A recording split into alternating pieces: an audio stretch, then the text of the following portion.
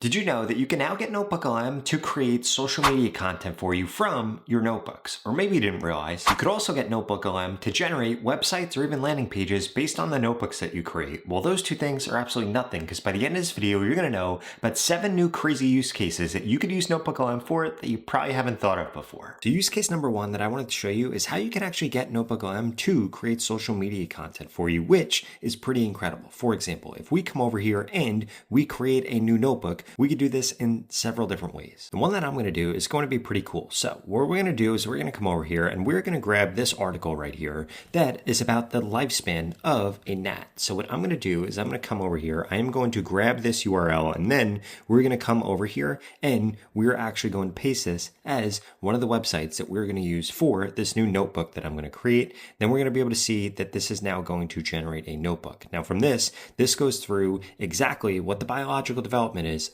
of a gnat. Now, obviously, you could do this for whatever you want, but now what you're going to be able to do is you're going to be able to come over into Gemini right here. We're going to refresh this so that it loads in my new notebook. Then we're going to click on this plus right here. We're going to click on NotebookLM and we're going to be able to grab this right here and be able to add this in. In addition to that, we're going to come over here into tools, click on create videos, and we're going to say, please create a video based on the learnings from this notebook. And then what's going to happen is this is going to take your NotebookLM as a source. And then this is going to use Google VO 3.1 in order to actually generate a video about this. And then you'll be able to use this video inside of social media content for social media content. You could use it for learnings. You could use it for pretty much anything that you could think of. And this is pretty cool because in the past, what you would have had to do is you would have had to take the learnings from NotebookLM manually, bring them over into Gemini. But now you don't have to do that because you could simply just add this as a source, tell it what kind of video you want, turn on video, and boom,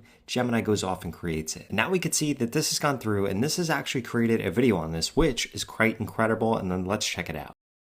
The dark-winged fungus gnat undergoes complete metamorphosis. From eggs laid in moist, rich soil. And again, we could get this to now make multiple clips if we wanted to make a long form video, or if we wanted to make a short form video, we could just use this right here, or a teaser video, or whatever you want to create. But that was just use case number 1. Use case number 2 is actually having this go through and do deep research and then creating a slide report for you. For example, we're going to come over here and we're going to create a new notebook, and I'm going to change this to deep research right here. Now you could either use fast research or deep research. Really the biggest difference is that deep research is going to give you way more sources and fast research is going to give you way less sources, but deep research does take a few minutes for it to actually go through and be able to do this. So what we're going to do is we're going to click on deep research right here. And what I want to research is the Great Depression. And then what this is going to do is this is actually going to go through and we could see that this is planning this. And then this is going to build out a deep research report leveraging Gemini 3. And then what we're going to be able to get this to do is actually turn this into a slideshow. And this could be something that you have happen for work.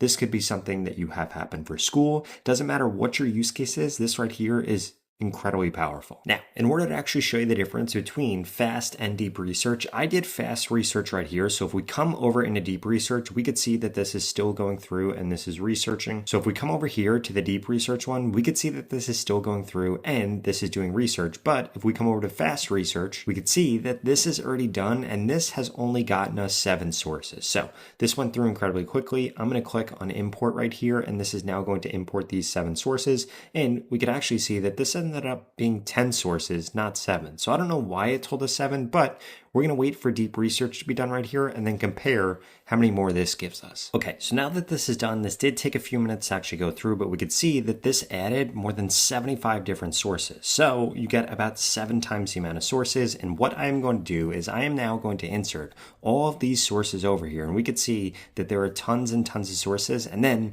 we're going to turn this into a slide deck and we're going to turn the other one into a slide deck because I want to show you what the difference looks like in outcome between using just fast research or deep research. So for starters, what we're going to do, this is the fast research slide right here. We're going to come over here into slide deck and we're going to click on this right here where we could actually go through and we could choose a language. We could choose how long this is going to be. I'm going to go default and we're going to go with a detailed deck. Now, I'm not going to provide this with anything else, but if you wanted to, you could describe exactly how you want this to be created, but we're going to click on generate and now this is going to go through and this is going to create this. Now, what we need to do is come over to this one right here, and we could see that some of these sources actually failed because they are behind a paywall. So that is one of the downsides to using deep research, but we could see that we still did get a lot of other sources, and we're going to do the same exact thing over here. We're going to come over to slide deck, English, we're going to go with default. We're not going to add anything. We're going to click on generate, and we're going to see which one actually creates the better slide deck and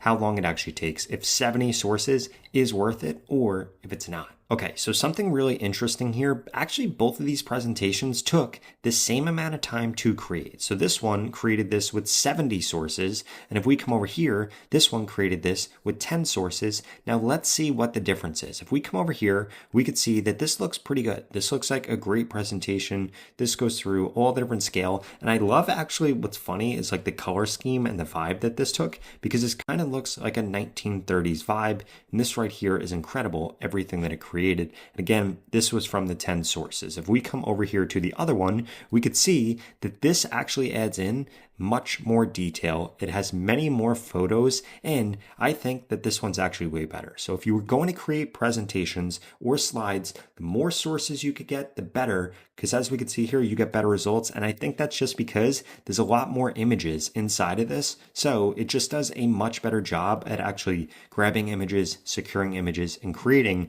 a way better slide deck than what we got out of the 10 resources here. Before I get into all the other crazy use cases you could use this tool for, I wanted to make sure that you're taking 2026 seriously when it comes to AI, because the last thing that you want to do is sleep on the AI train while this thing is about to take off. Because if you're not fully up to date on the latest AI tools, AI agents, and all of that right now in 2026, you're truly going to get left behind. But I have a free way for you to get up to date on things. Because Outskill, the first ever AI-focused educational platform to accelerate AI learning for people just like you or me, they're hosting a 2-day AI mastermind this weekend, and it's going to be a live event. It's happening this Saturday and Sunday from 10 a.m. to 7 p.m. Eastern on both days, and right now is the perfect moment to join because you get in absolutely free as part of their New Year Upskilling Fest. This is 16 hours of AI training that's already been built for 10 million plus AI professionals worldwide, and it's rated 4.9 out of 5 on Trustpilot. And this helped people from marketing, from operations, from finance. It's even helped people become entrepreneurs by learning about these AI tools and then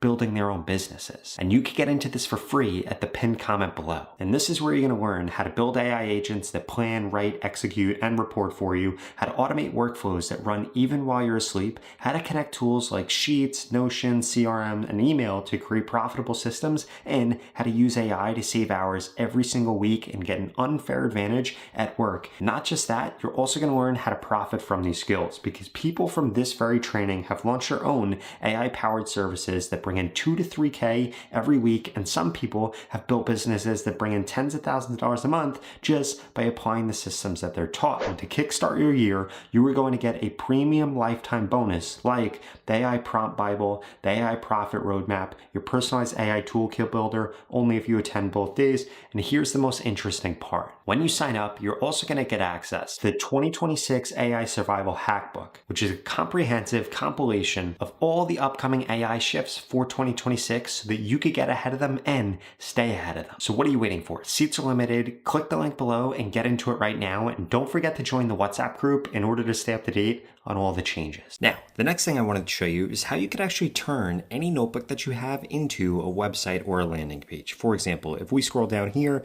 we could see that I have this Yellowstone notebook right here. And guess what I was able to do? I was able to come over here into Gemini, and if we click over here, we could see how I turn this into this website that is going to load right here. You could see that we have Yellowstone Frontier, where the drama of the Duttons meets the raw geological power of the American West. And then we can actually go through and we could see the park, we could see the series, we could see the supervolcano, animal instincts, and guess what? We could get this to change however we want. And the way that I did this was very simple. In fact, it was very similar to what we did earlier when we created the social media content.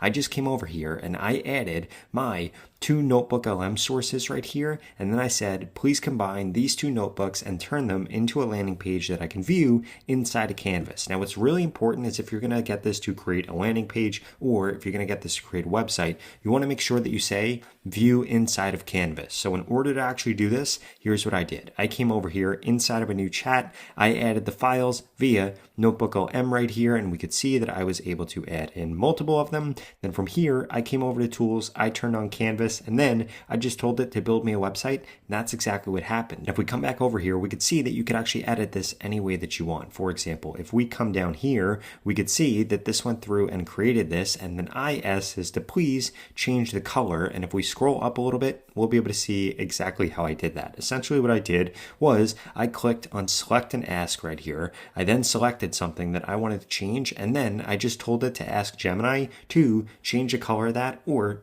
change whatever it was. Now, the next use case that you could use NotebookLM for is you could actually get this to do competitor research for you. So let's say that I was going to start a clothing brand in the baseball space. What I would want to do is I would want to come over here and put all of my different competitors inside of here, and we could see that we could add these as websites right here. Now what I'm going to do is I'm going to click on insert, and then once these sources actually load, I'm going to come over here into data table. I am going to click on this. I want this to be in English, and what I'm going to say is I want to create a data table that shows my competitors' research.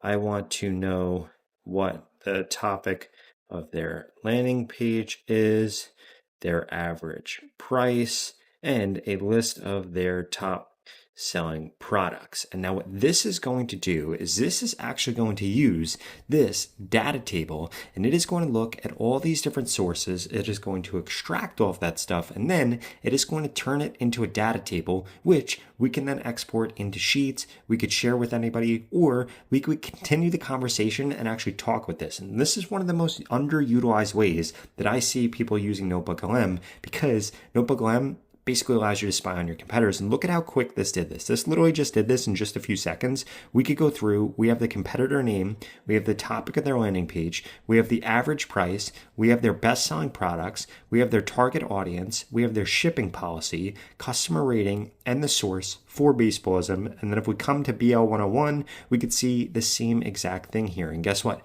You could get this to do this with hundreds of websites or dozens of websites. It doesn't have to just be with two, like with what I just showed you. Now, the next way that I like to use NotebookLM is in order to create podcasts about things that I want to learn about. For example, I'm going to come over into NotebookLM here. I'm going to click on Create Notebook, and we could just type in something that I want to learn about. For example, something I want to learn about is making AI agents on make.com. And then what we could do is just click this in here. This is going to go through and do the research, and this is going to find me websites, going to find me articles, might even find me YouTube videos on this topic, or I could go through and find my own YouTube videos on this topic. And then from here, what we're going to be able to do is be able to import all of these sources right here. And again, we could see that this went through and this got PDFs, this got websites, this got different YouTube videos. And then what we're going to be able to do is come over here into audio overview right here, and we're going to get a deep dive of this. I want this to be long, and what I want to focus on,